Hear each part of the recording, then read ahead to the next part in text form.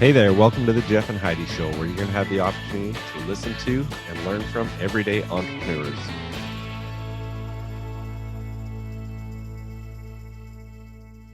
Hi, this is Heidi Anderson, and here with my co-host, Jeff Heggie, and the Jeff and Heidi Show.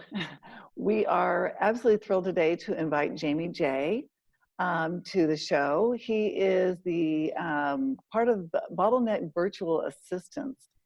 And he has a lot to share about if you're an entrepreneur and you need some help, or especially if you're a doctor. He's got some really interesting solutions for doctors within his business, but he also has quite the entrepreneur journey. And I'm looking forward to him sharing that with you.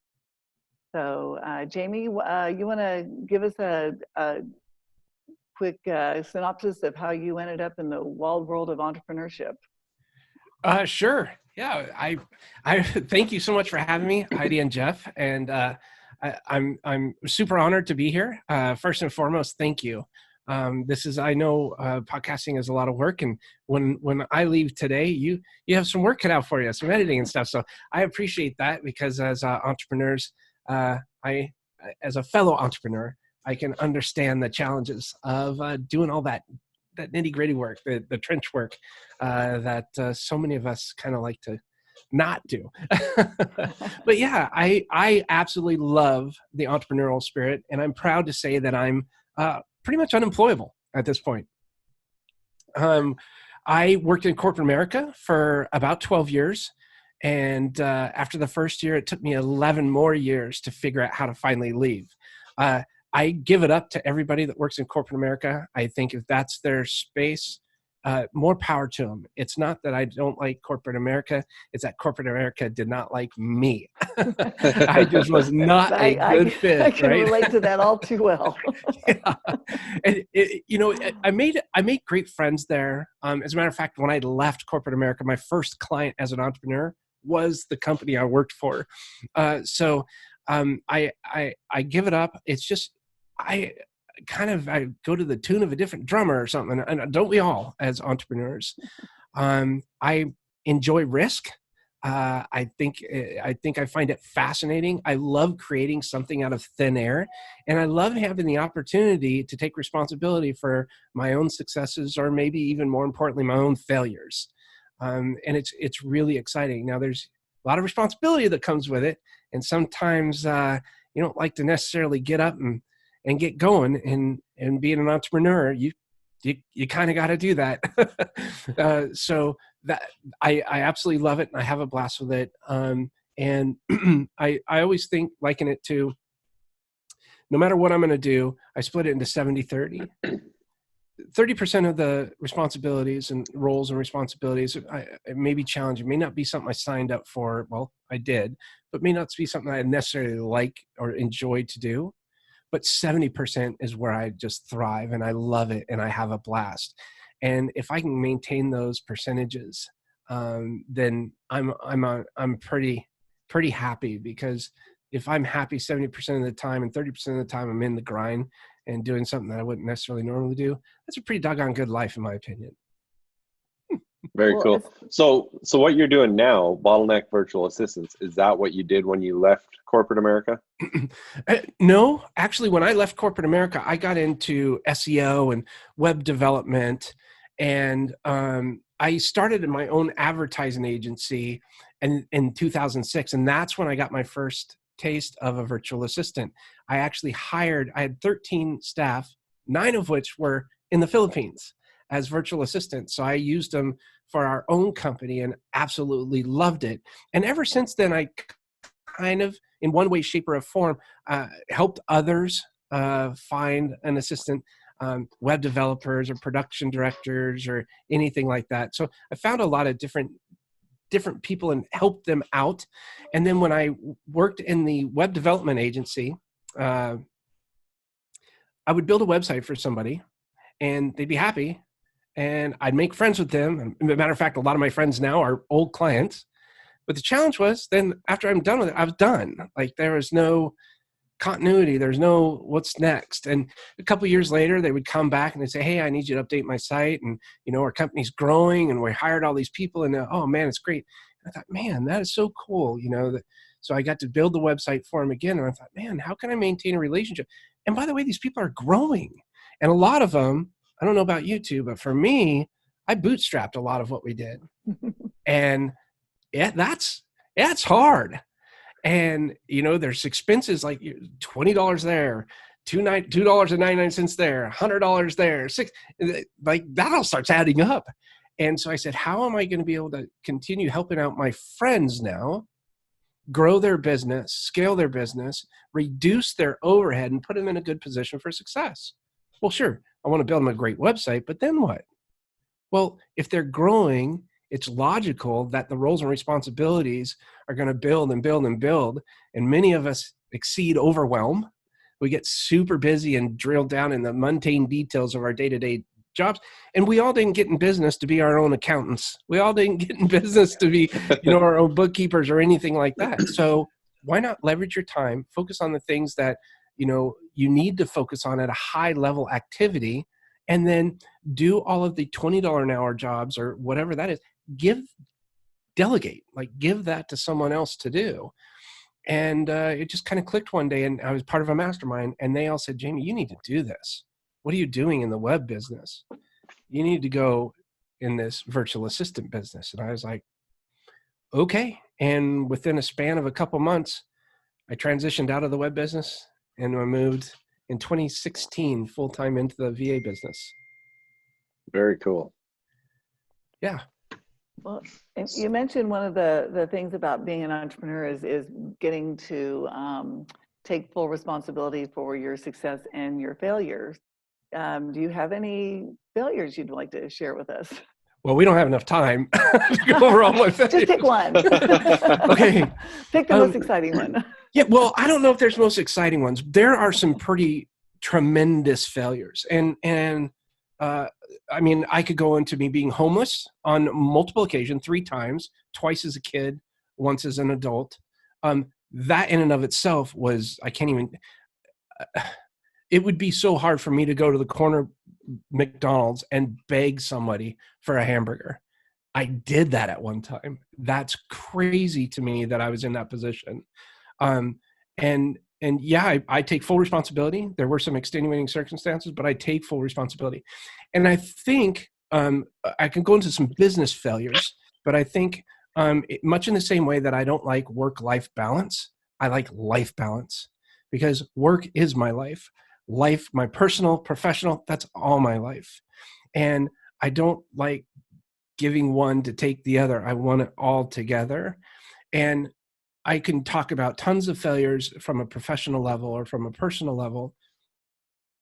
But if I go back to those days there, what that's done has given me such an amazing appreciation for the little things that we get. And I think that's probably a big reason why I've stuck this out. We were not profitable for a while. It was not profitable. Revenue, oh yeah, revenue was awesome. Profit, not so much. Not so much. So getting through all of that and working with people and clients and staff and just dealing with all of that, a lot of people, in my opinion, probably wouldn't have hung it out. They probably wouldn't have stuck it out. It got really tough. But I take every single day, like I just had lunch.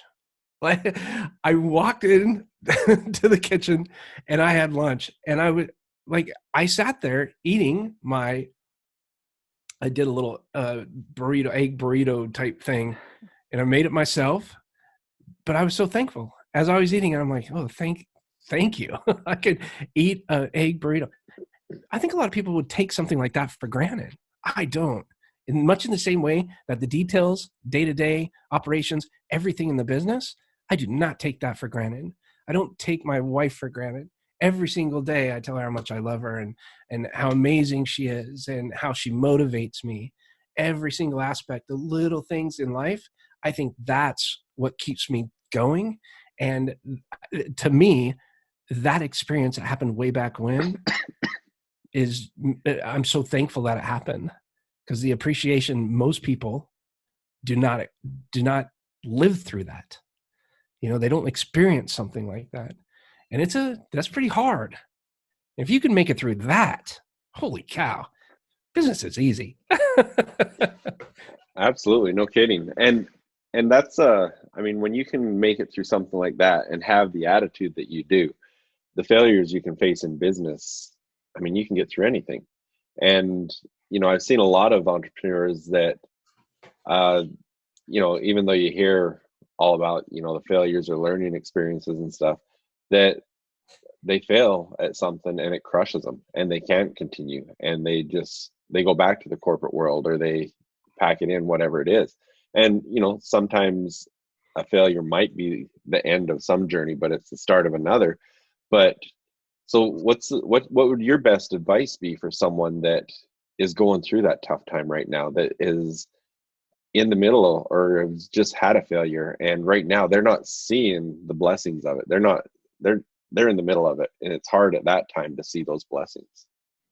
Oh, I love this question. This is fantastic. And thank you for asking, because every year I come up with a word of the year. Now, my word of the year, I have it this year, but I'm not releasing it until next month. So I can't tell you what that is, but I can tell you what my word of the year was 2 years ago. It was listen. Listen intentfully and soulfully to engage notably. My word of the year last year was focus, finding opportunities by creating uninterrupted strategy sessions.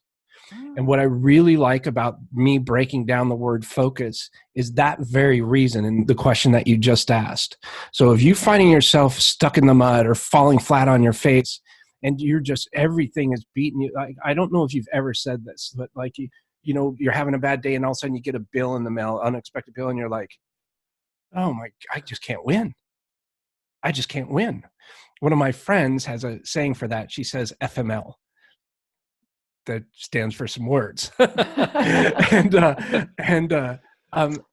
this is where, right at this time, this is where the quitters quit and the winners win, in my opinion.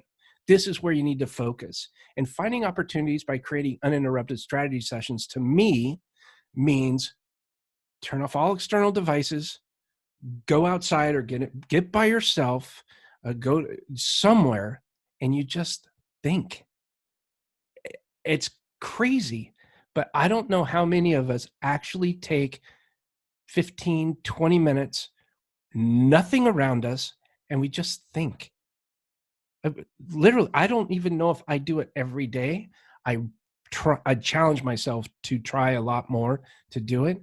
But in that 20 minutes of focusing, I may not get clarity, but I definitely achieve direction. So I know I need to go this way, or I know I need to go this way. It gives me time to reflect. Okay, poor me. I'm mad at myself. This is happening. This is mad at me. This is happening. I need to get over myself. Come on, Jamie. You can do this. Have your little pity party, Yeah. and then move get on. rid of it. You exactly. Right. Get rid of that stuff, and that's focus. That's focus to me. Yeah. And I love that acronym.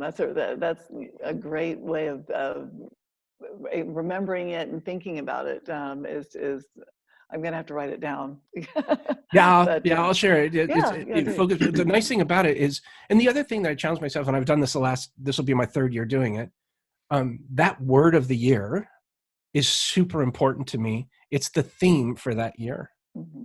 Last year it was focus. What did that mean? We systems and processes. We really focused on our internal systems. So our not only our clients, but our external staff benefited, because they're not seeing chaos everywhere. There's organization, there's structure, and people like organization and structure. They feel confident with it. People excel in school. You know, the Ivy Leaguers, all those people, there's structure with that. Then they go on to their jobs in corporate America, wherever they like. They're attorneys or doctors. They're structured. It's a continuation. There's continuity in there, structure versus structure. Much in the same way, when we go, and if we want to be a business that people really want to go to and patronize, is that right? Patronize, yep. Is that the word? pay us. Yeah. They want to see structure. Right. They want to say, I feel confident, giving this person my hard-earned money because they're doing a good job. Why?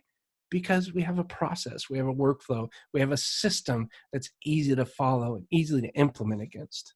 That is a really good point. I think sometimes for entrepreneurs, like I said, we're wearing so many hats, it's hard to do that.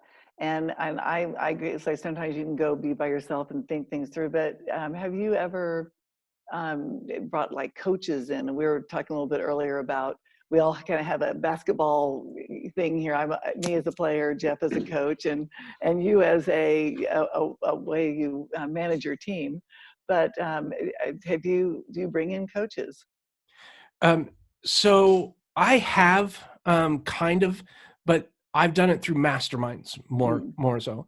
And like the mastermind, it's a pseudo board of directors, but for the greater good of it is somebody that the problem that we have as entrepreneurs, and I think you mentioned this, it can be very lonely. Not necessarily lonely at the top, but lonely as a entrepreneur. And for two reasons. Number one, it's just you. Number two, we don't know everything, and it's not probably a good idea to confide in your staff. Be open, communicate with them, but there's that thin line that you got to be careful about. Like you definitely want to talk with them and share and get feedback, but that confiding, that would be better reserved for a coach, for a peer group, a group of peers, group of colleagues, a mastermind, something like that, where you're talking to other entrepreneurs and business leaders who either may or may not have been where you've been, but you can just bounce ideas off of and get a different perspective. And that kind of stuff for me is that I would not have Bottleneck right now had it not been the mastermind group. And I will forever. And my wife tells me, Jamie, that is the single best thing you've ever done. Besides marry her.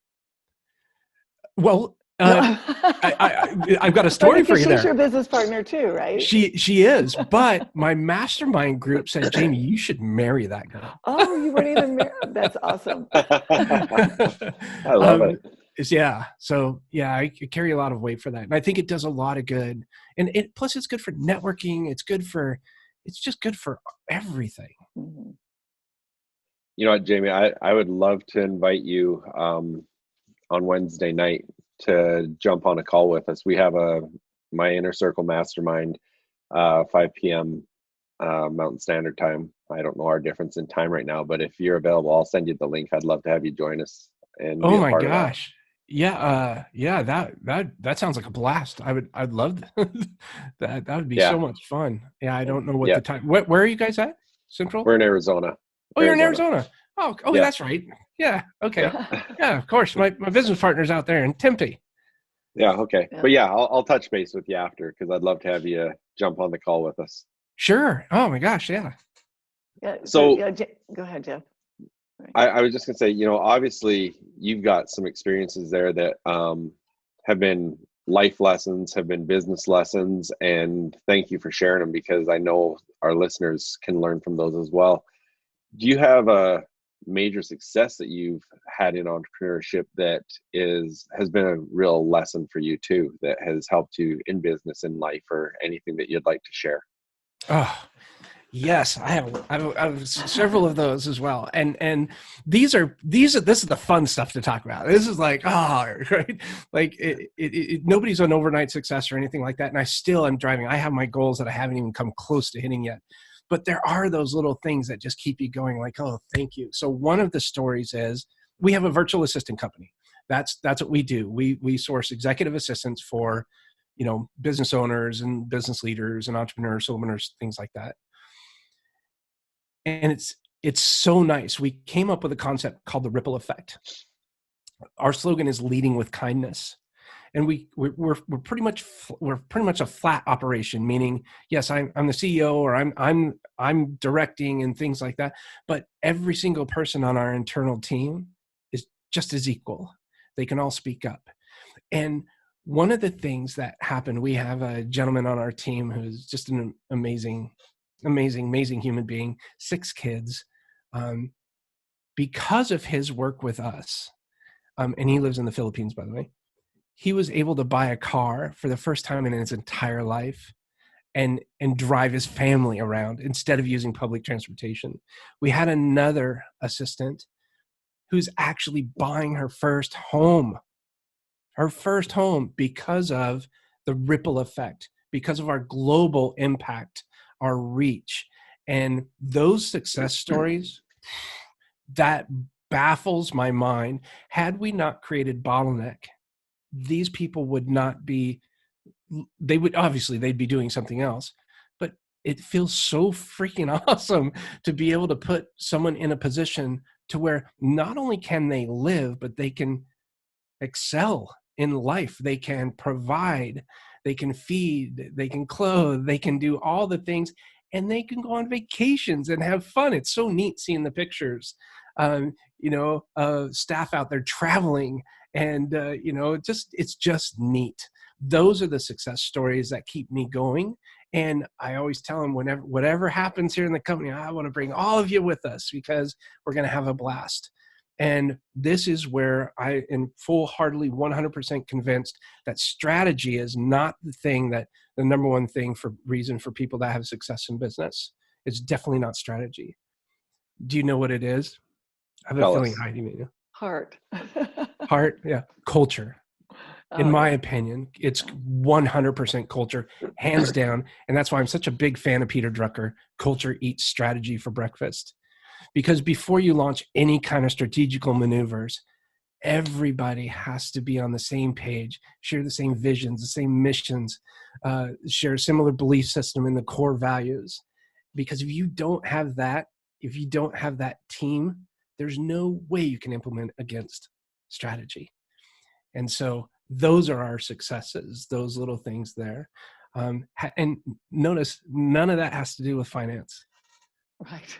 Right? I actually love that story that, you're talking about, rather than the success of something the business actually created, on the business side, it's what was created within that culture, what the business did for those that work with you. I love it. To really change lives. I commend you for it.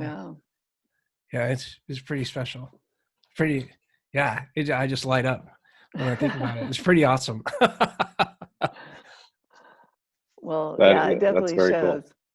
Cool. So you mentioned Peter Drucker. Yes. Is there a favorite book you have? Got a lot of them. Long list. Yeah. And that was the other part, the benefit of being in the mastermind. We read a book or two a month. And that was a lot of fun. I'm reading one of the books that we changed. Let me go back a little bit. A couple of things that we've launched in our business has been because the result of reading a book. My good friend Christopher Lockhead, highly recommend, if you don't understand what category design is or how to become a category killer or category king, highly recommend checking out Play Bigger, written by Christopher Lockhead and a couple other of his friends. And then he also has a book called Niche Down. But that Play Bigger opens up your mind and helps you really understand it. Now, this is bigger business mentality, but you can apply it to small business or solopreneurs, entrepreneurs. But it really is an eye-opener. And then 2 other things that we did is for our finances, Profit First with Mike Michalowicz. What a wonderful human being. We were lucky enough to be a sponsor at his event in ProfitCon and got to chat with him a little bit and talk with him on stage and all. Just that whole experience was amazing. But we have integrated the Profit First system here in our business. And then the third thing is we switched from an invoice-driven business model to a subscription-based business model. And that was because John Warlow wrote the book, The Automatic Customer. So I got a lot of good information off those books. And again, I don't have a college degree. I'm still paying on a college loan, but I don't have a college degree because I never graduated. But these books, to me, are worth way more than the thousands of dollars I've spent in in my schooling there. And they've done wonders for us. And we've, been fortunate to see the results. Yeah, like everybody thinks that college is the be all end all. I do have a college degree in business, but most everything I learned after college, especially working for entrepreneurs in the beginning, and what to do, what not to do. And one of the things I did learn, which was the bookkeeping and accounting and QuickBooks and what have you, and that has served me endlessly in life because it's something I actually enjoy doing, and I can outsource the technical things to people who are more adept at the technical aspects of things. I love it. Yeah, and see, that is perfect, because school. The thing that I kind of miss about not finishing my school, after all these people that I talked to that have college degrees, and college just wasn't for me. I didn't get it. I don't know why, but I wish I would have stuck it out for one reason only. I guess I could have learned a thing or two for sure, but the networking, right. And many of the people that I'm friends with that have college degrees, a lot of their friends are people that they knew in college. And so I missed that part. I mean, I did join the Army, but I did miss that part of it. And I thought that would have been pretty special. I don't know about you, but do you still have friends with people in college? Or I have some of like teammates and what have you, but no. And I switched schools. I went from University of Arizona to LSU. It was all basketball related, but no. I wish I would have stayed in Arizona, honestly, because I think that I could have, instead of bouncing around, it would have been helpful as far as like what you're talking about, developing relationships, because I was in a sorority and what have you, and I just left all that behind when I transferred. And so there is something to that, but we try to make up for it as grown-ups. Yeah. And I've seen, I've got some business partners that have gone back and done their MBAs, and the network they create then has been phenomenal. And so, that's a great example. Jamie, if you don't mind, I want to take one step back, just because you mentioned something that I recently had studied a little bit, and I'd like to hear more about it. Profit first. How long have you had that implemented? And just share your thoughts on it. Yeah. I guess we're giving a plug for his book. Yeah. Hey, Profit First is awesome. So are his other umpteen books. He's that good. Mike McAllowitz, highly recommend you go check him out if you're not familiar. But Profit First it breaks it down. It's kind of like a credit card. If you want to get good credit, take whatever the max of that credit card is, divide it by 3, and never go over a third of what that credit card limit is. That's your new credit card limit, and you'll get great credit. Just do that. Over time, you'll have amazing credit. It's pretty easy if you can break it down in something that simple. And I think that's what Mike's demonstrated. So what Mike has done is he's basically taken, instead of,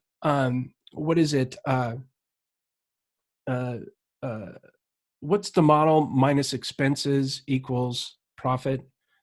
Profit. Income minus expenses equals profit. Yeah. Well, he took that and flipped it on its head.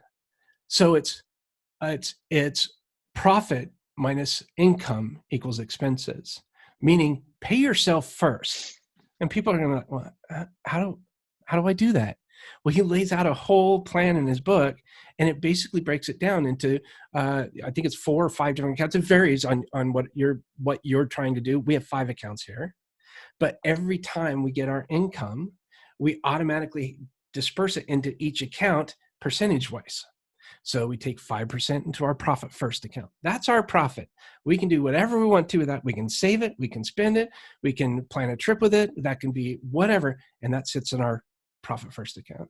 Then we have our tax account. Certain percentage goes into there. Then we have our operations account, certain percentage. We have our payroll account, certain percentage. And then we have our personal.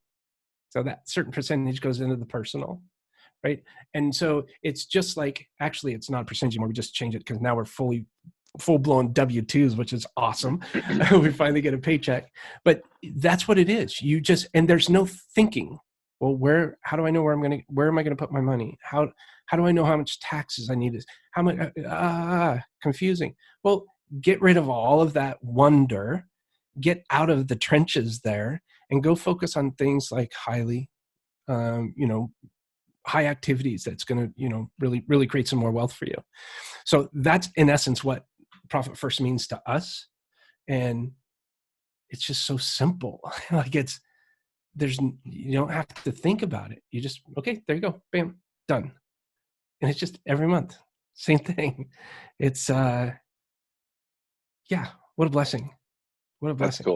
That's cool. I actually, I appreciate the opportunity to talk to you about it, because you're the first person I've talked to that's actually implemented it. And so it's good to hear a real world example of it. And so, yeah, anyone listening, it's a great book. Go grab it on Amazon, Audible, whatever, but it's a very interesting book, and I loved it.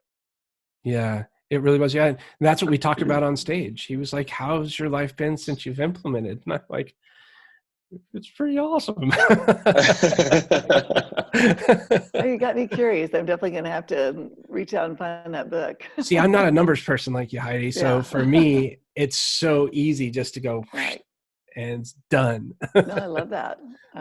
And making everything as easy as possible, for sure. And the other thing that was a nice, fun little surprise when I invited you to be on the show is that you let me know that you actually coach people in podcasting. That was, nice little bonus. Yeah. We, I started my first podcast about 6 years ago, and it was out of an event, and someone he goes, so do you podcast? I said, well, no. He goes, you should really get in podcasting. It's a lot of fun and all this stuff. And I got around to it, and about 6 months later, I finally launched my first episode, and I was like, okay, it's not that bad. It's kind of fun. And all the people I got to meet, and just the amazing things that happen with that. What an incredible platform. There's no rules. It's a wild, wild west. So jump out there and take advantage of it and have fun with it. Yeah, I absolutely love podcasting. It's incredible. You sent us some great links and some things that I've been looking into, and so we'll be digging into that as far as how best to get not just our message, but the message of our guests out to the world. Yeah, it's really neat. See, and that's the cool thing about guesting is you get to I get to meet Jeff and talk with Heidi again and just have fun. Now I leave, and you guys are going to put this out on, and it's kind of like marketing for me. It's pretty cool. It's marketing for you too, but it's something that I can come in and enjoy, have a nice conversation, and then go on and do my next appointment or go do my next thing.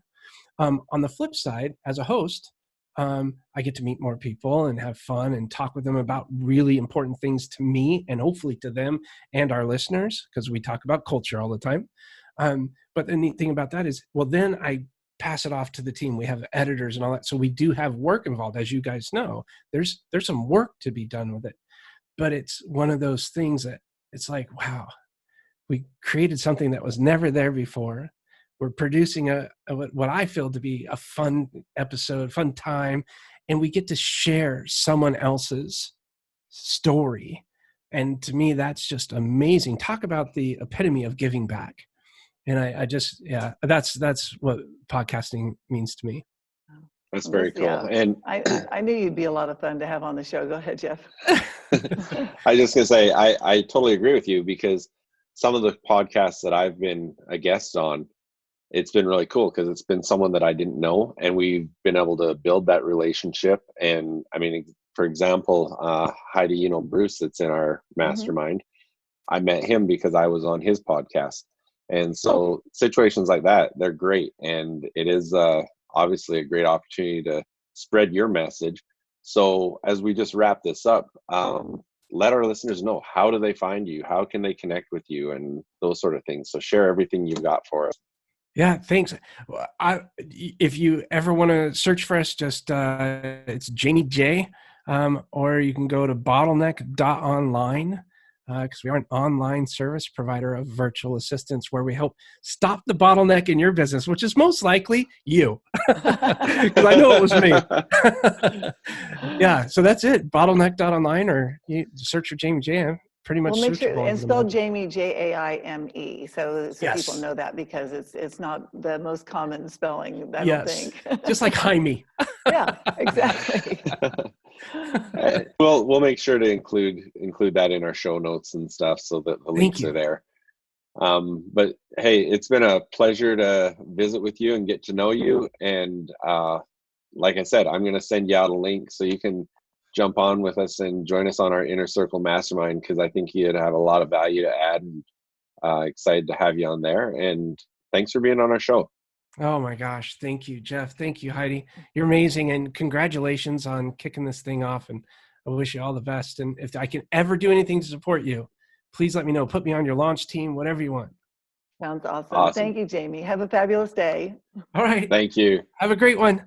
You too. Hey, that was awesome. Thank you. Really appreciate you being on with us. We've still got 2 minutes and 2 seconds, so we can talk for a bit. 2 and 2. So my other company that I started in 2005 is Kodiak Mountain Stone, and we sell and distribute manufactured stone, natural stone and stuff. I learned the process. I wasn't in the industry, but I came down to Carterville and learned how to make fake stone. So really, pretty close to where you are. Yeah. Oh, no way. I was living in Canada at the time, and then went down there and learned. So now, are you Canadian? I am. I'm living in Arizona, but actually Thursday morning I have my interview for my permanent residency. So I'll either be here for good, or else they'll send me home. Fantastic. I thought I detected a little accent in there. Yeah. So. Big hockey fan here. Are you? I've been April. I'll be 45 years I've been playing. Cool. Very cool. Yeah, I forgot. Yeah. So we've got the basketball connection and the hockey connection. Yeah. My husband's a hockey player, and he met Jaime. And I don't know if you guys talked hockey, because we had so many other things that we had to talk about. Yeah, but, a little bit. Yeah. Oh, that was awesome. Well, thank you again. All right. Seriously, whatever I can do for you, please let me know. Okay. Appreciate that. We'll stay in touch. Thank you, Jaime. All right. Thanks. Bye for now. Bye-bye.